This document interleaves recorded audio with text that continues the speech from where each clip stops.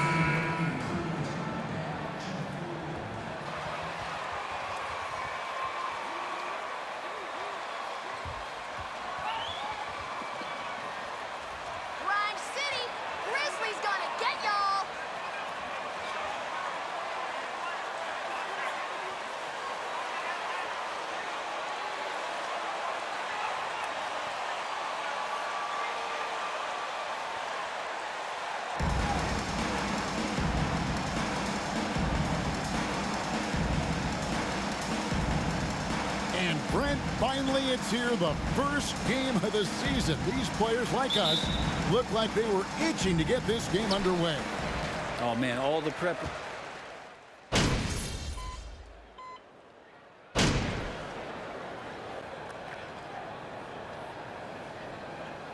Timeout called by Memphis. Number 7. Grizzlies timeout. Let's get loud once again. First 1:30 gone here in the first quarter.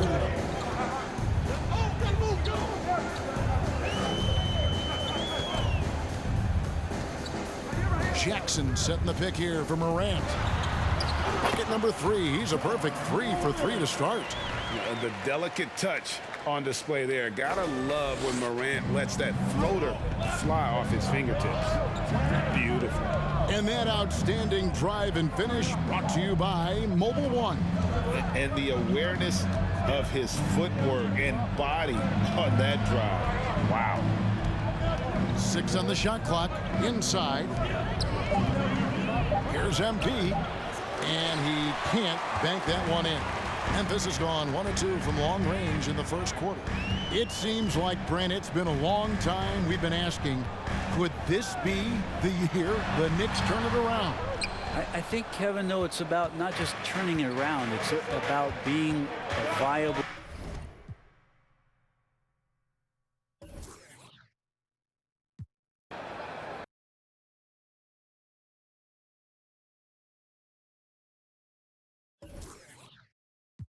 Actor and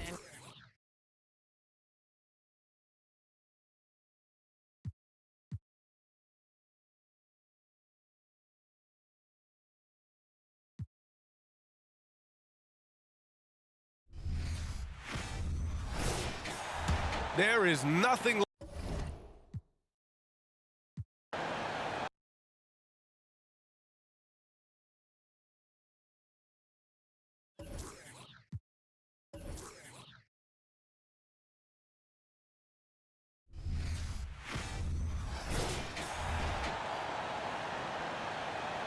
And opening day is here. So what are these players right now, Greg, feeling as they tip off this brand new season? Mostly excitement. I mean, this is their first chance to showcase all the hard work they put in during the offseason. And New York looking at who they've got. Rose is out there with MP. And it's Robinson in at the center position. And he's got his first chance at the line here. It was a little bit of a battle for him all season long. Last year, only shooting about 71%. Now here's Brooks.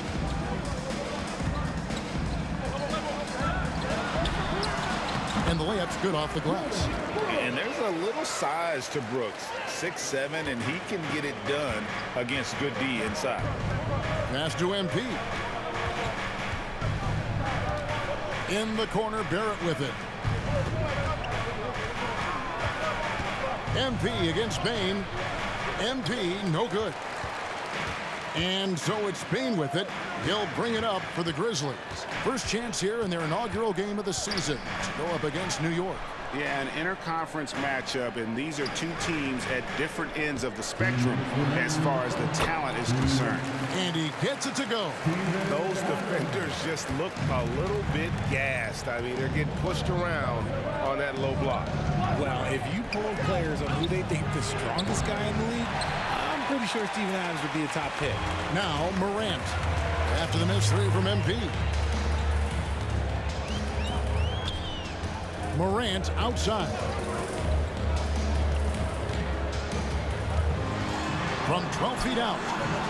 That shot off, and New York will come the other way. And for Adams, his strength makes him difficult, Richard, to deal with.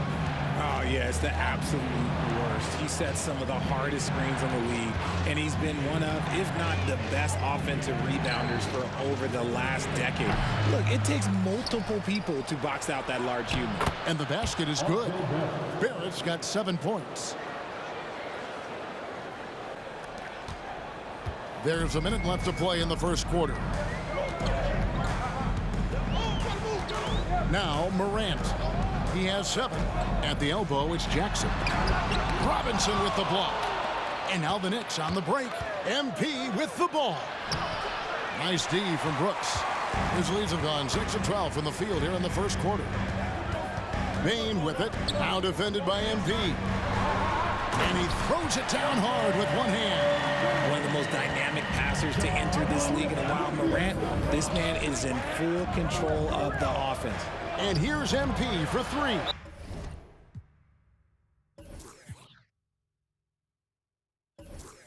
And out of bounds is Memphis gains possession. That was okay, let's say that was an odd play. You don't see misconnections like that too often.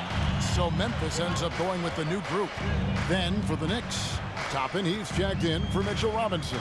Miles Bridges comes in for Barrett. And quickly in for Derrick Rose. Quickly against Jones. Shot clock at 5. The 3 doesn't go for him. And we reach the end.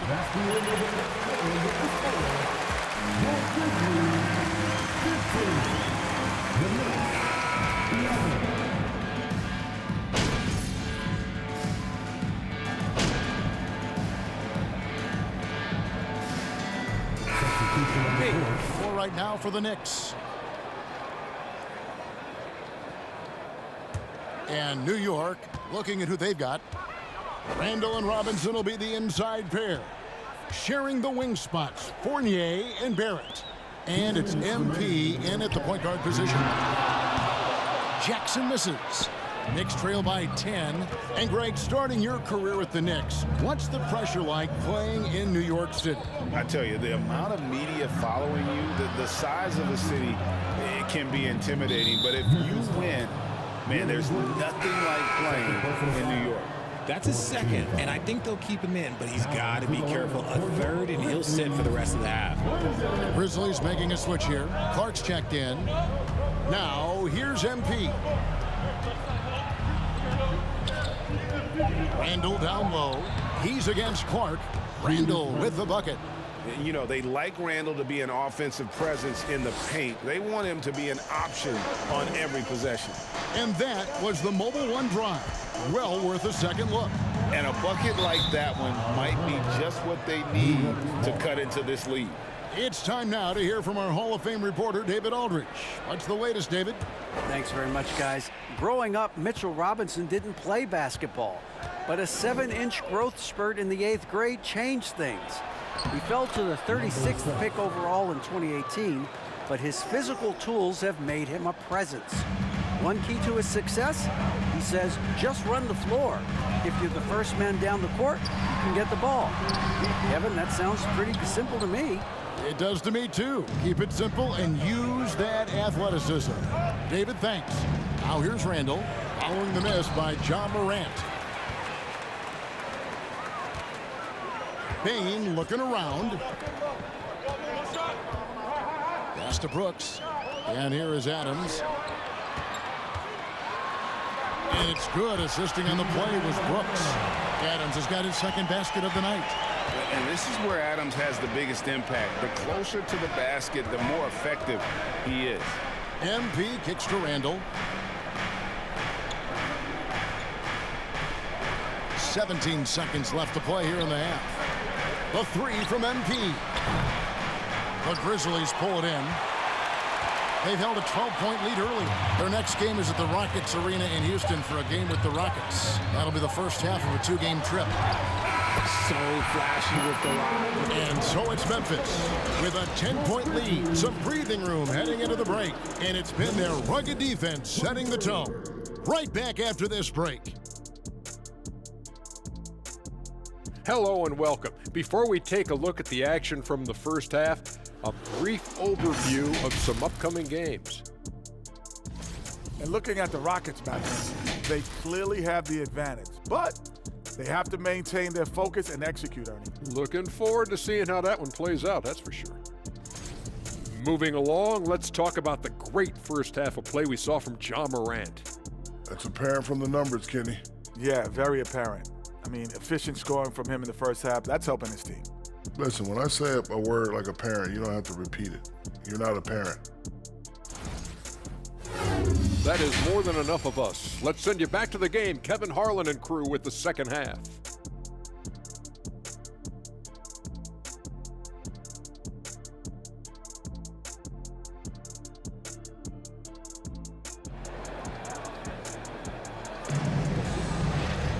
And we hope you've enjoyed the broadcast so far. We're halfway through the game. Guys, Ja Morant has been sensational. Man, he's been running wild on them through that first half. Absolute dynamite on offense. If they don't change their approach in the second half, let's just say his success will continue.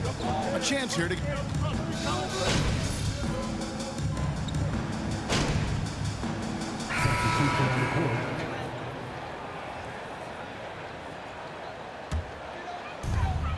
.41 seconds left in the third. Crosses over, and it's laid in by Brooks. Brooks has got 6 here in this quarter. You want to know why they're winning? It's because of his play offensively. And that was another look at the fantastic Mobile One drive that happened a moment ago. And putting that pressure on the rim. That's what it's all about, threatening with that attack. Bane passes to Clark. It's Morant in the corner. Teardrop shot. Robinson with the block.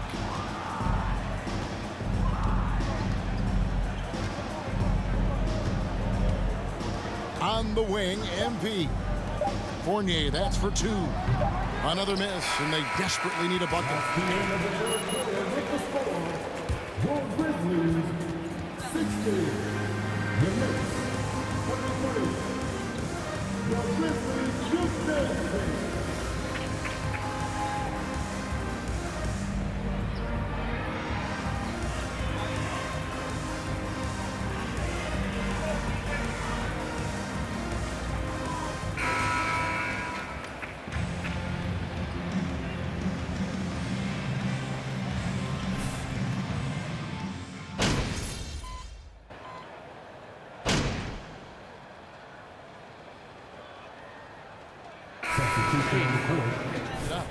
When you think of half-court offenses in general, Greg, how critical is ball and player movement to a team's success? Kevin, unless you have incredible isolation scores, it's essential. Even then, keeping the defense rotating and reacting is the best way to create open looks and offensive rebound opportunities.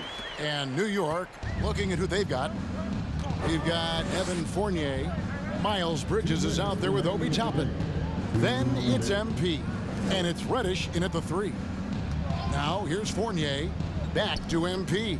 Free throw line jump shot. It's Clark with the rebound. And it's Jones with the ball for the Memphis Grizzlies. Pass to Bane. 1:36 left in the fourth quarter. 5 on the clock. A 3. Bridges with the board. For New York, they've gotten just under 45% of their attempts to drop in the fourth, 4 of 9. And so it's going to end up in the record books as a blowout, a dominating performance for Memphis. And this was one that never really was in doubt, I thought, an all-around dominant performance. And you kind of thought that maybe even going into the game. Yeah, there was a sense of that in men. They just pretty much blew them right out of the water. A clinic was put on display here today. And it'll go down as their first official win of the new year. And so they win their first game against this squad. It's a 2-game season series, and they'll be going for the sweep the next time they face off. And we watched one guy all night long, guys, and looking at the stats just confirms what a dominant game he had. What a night tonight it was for Ja Morant. And he's been a well-oiled machine on offense, keeping things simple in this end, getting the looks that he wanted, knocking him down. And you can sense that these fans, these players, they are ready to celebrate. It's always nice to perform like this, especially in front of the faithful home crowd. Now here's Fournier, here's MP, and it's Morant with the rebound. Jones against Fournier. Now here's Jones. He's tightly guarded.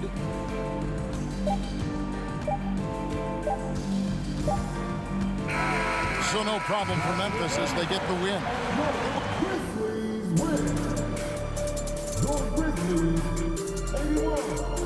The Knicks 46.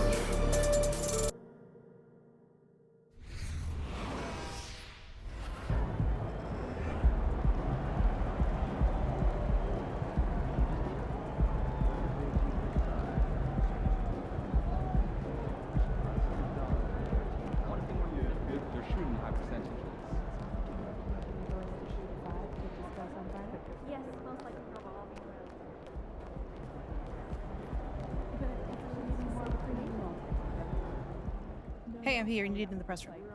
Can I get a, hey, MP, how was the game? You look really good out there. How you feeling out there? Hey, how are you feeling? Also, you're needed in the press room. Okay, so we could just skip the small talk then. Yeah, follow me. I'm gonna give you a rundown of the situation. We don't have much time, so I need you to listen closely because I will not be repeating myself. Okay, I'm all ears. Obviously, they're gonna wanna ask questions about how you played. So if you feel like you underperformed at all, you're gonna wanna call on John Luck. If you feel like you underperformed at all, you're gonna wanna call on John Luck because his whole thing is access, so he's bound to lob you a softball or two. If you're feeling confident, you're gonna wanna call on Nate White, the man fans love to hate. His #1 goal is to stir up controversies, so if you messed up even a little bit, he's gonna be all over that. Also, he's going to have a couple Shep questions to throw your way, so if you want to get into that, then he's your guy. The other major player on the beat is Candace Green. She's not here today, but she likes to get into the longer view of things, really get into the X's and O's, so if you want to brag about your basketball IQ, she is your person to call on. Okay. All right. Hey, is there someone that you would choose first if you were me? Like, is there a conversation I should stay away from, you know? That is completely up to you. Yeah. What you say in that room is going to go a long way in establishing your identity as a leader and your personal brand. Okay. And though I might have ideas about what you should say in a given situation, I can't tell you who to be. Yeah. Now, that doesn't mean you should go starting any giant PR nightmares, okay? But there is more than one way to skin the proverbial cat, if you follow me. Yeah, for sure.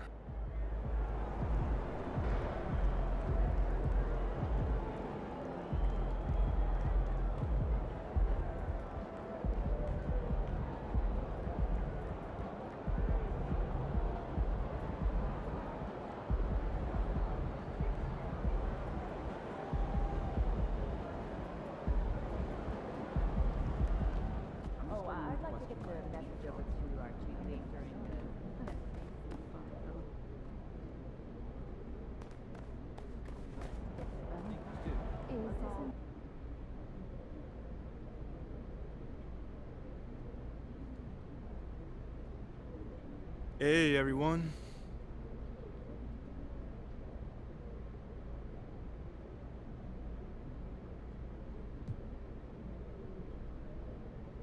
Hey, hold on. How about we go with my homie over here? Tough loss tonight, MP. I'm sure that's not how you wanted to start your NBA career. Nope, John. It's definitely not. What gives you confidence that your next game will end on a more positive note?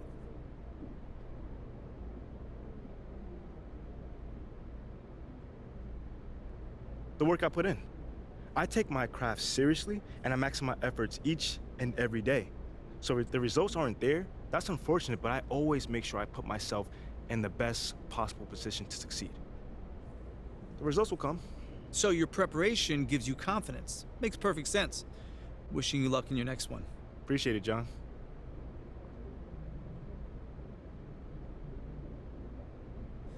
All right. I think we got time for a couple more questions. Hey, you over here. Let's talk about a name. Shep Owens. You know, Shep Owens has cast a massive shadow over the start of your career. What do you need to do to convince the fans that it wasn't a mistake to draft you over Shep?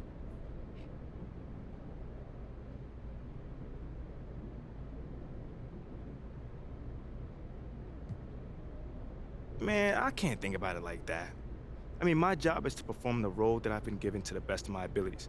And if I do that, I think I can help this team win games. And if we win games, the fans can be more than happy.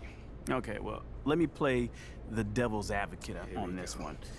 Well, do you think the fans will be happy if you remain a bench player for the rest of your career? Well, like I said, if we win, I don't see how they can be upset.